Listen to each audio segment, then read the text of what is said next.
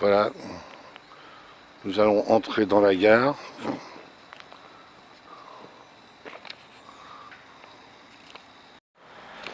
Chosette est en train de prendre les tickets pour embarquer. Nous avons trois viaducs à passer. Le train doit s'arrêter sur un viaduc où nous allons manger sur une vue panoramique.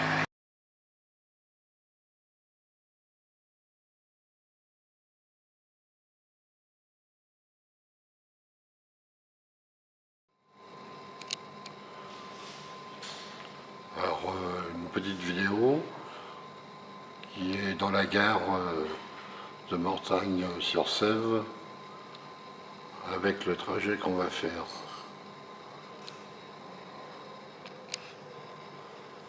Les anciennes locomotives.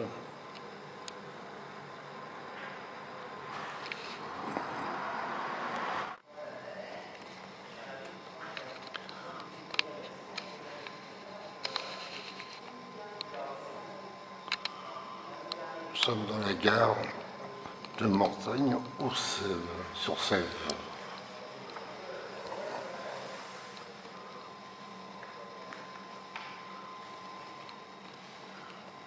Petite gare.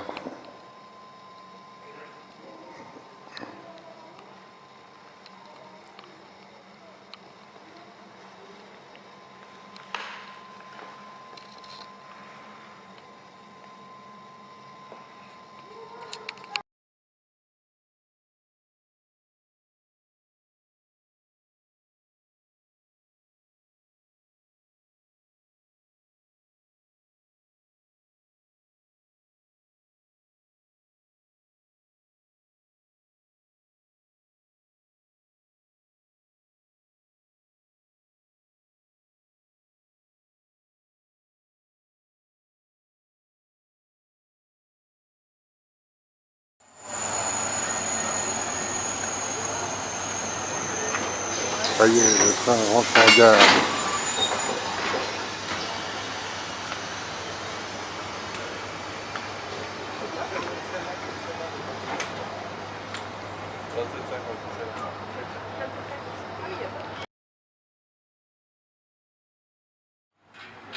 Bon, c'est la préparation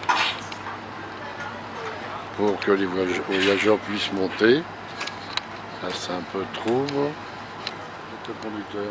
Et voilà. Non. D'accord, ouais. On regarde un peu sous le pied quand même. Oui, oui.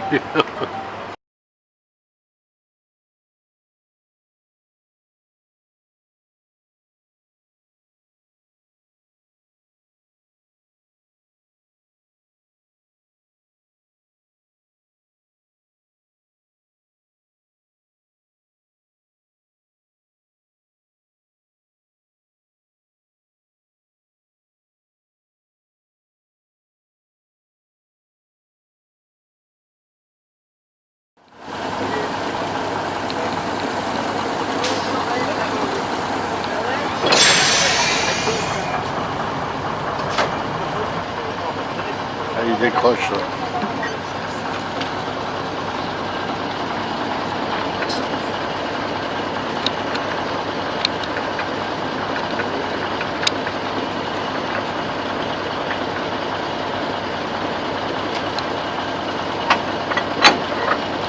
Alors, dernière chose, avant, normalement t'as pas besoin, mais purge la rame.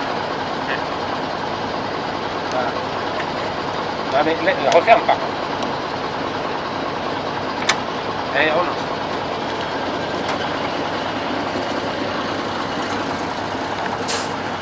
Alors, ce que je t'ai fait faire, là, t'as fait quelque chose que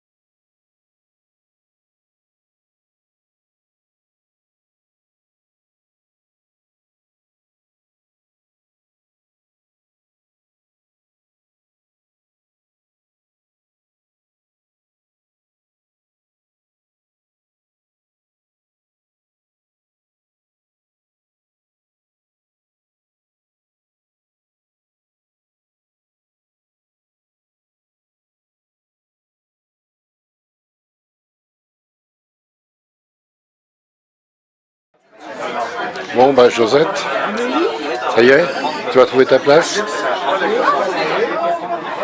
Ça c'est joli, non?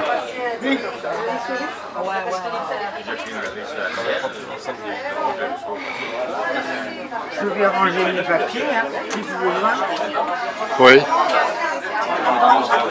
Super. Et voilà.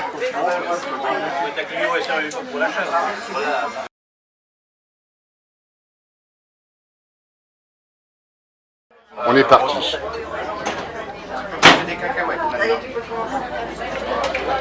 Ça traîne pas, hein? Non. Alors, puis regarde un beau petit apéro. C'est l'heure de départ. Ah, très bien, monsieur.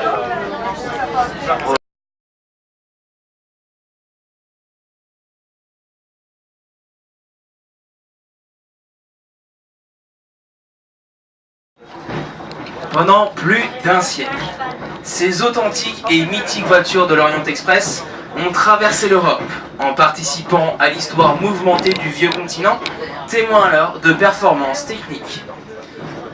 Je vais ainsi vous raconter l'histoire de ce train. Un train pas comme les autres, dont le nom symbolise à la fois le dépaysement, le luxe, le romantisme et l'aventure. Tout commence en 1864, lorsque George Mortimer Pullman, constructeur de chemins de fer innovants, créa en Grande-Bretagne un train de luxe d'une technologie et d'une opulence inégalées au XIXe siècle.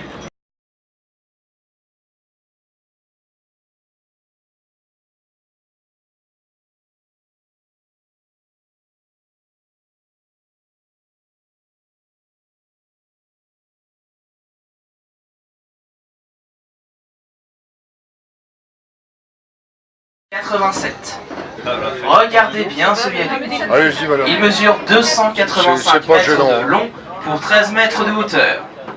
On peut s'étonner de la longueur de celui-ci, alors que la Sèvre nantaise qui coule en dessous ne fait pas plus de 20 mètres de large. Mais le conseil départemental et les élus locaux souhaitaient préserver le caractère exceptionnel du site, d'où les dimensions importantes de ce viaduc. Et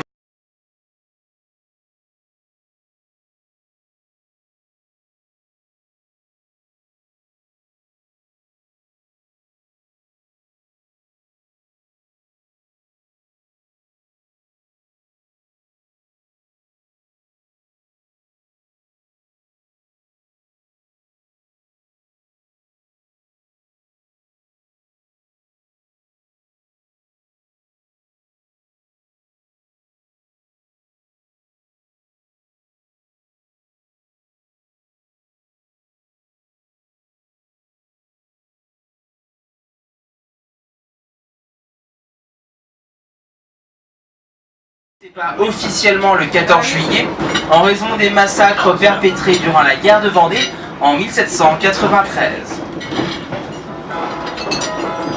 Et enfin, la dernière renommée de Chambretot, elle la doit à sa légende, la légende de la mariée de Chambretot. On raconte qu'un brave célibataire vivait ici, Puis un jour, il reçut un ordre de mission. À cette époque, nous sommes sous le Second Empire, et les Français sont alliés aux Anglais, aux Turcs et aux Sardes contre les Russes, qui souhaitent s'emparer de Constantinople. Seulement imaginez bien, notre jeune célibataire n'a aucune envie de combattre. Il va alors décider de se marier. Il jette son dévolu sur Jaquette, un bon parti de communication aux insurgés vendéens. L'idée d'exploiter un train touristique à vapeur commença dès 1979, avec une demande à la SNCF, propriétaire alors de la ligne, de pouvoir circuler dessus. C'est en 1983 que la Société nationale étudie le projet. Puis 2 ans plus tard, en 1985, l'association Chemin de fer du Puy du Fou est créée, sous l'impulsion d'un homme, Francis Ribémont, conservateur des musées de Vendée, avec l'aide d'une équipe de bénévoles.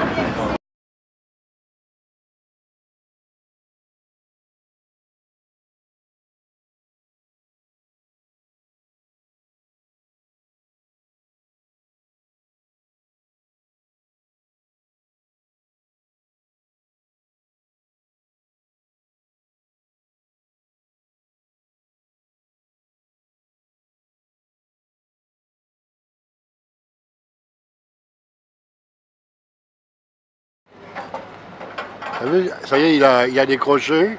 Mais je voudrais bien aller aux toilettes. Alors là, ça va être dur. Hein. C'est pas les mêmes lumières, tout ça, mais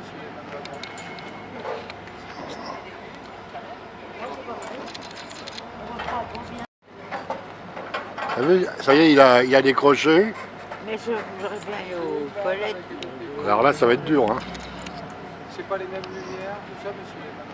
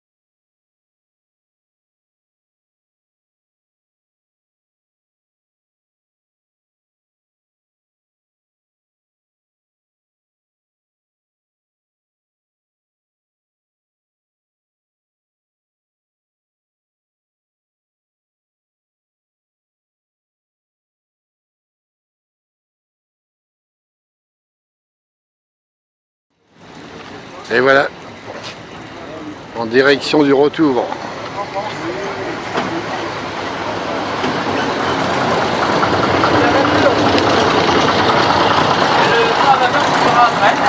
Ah bon?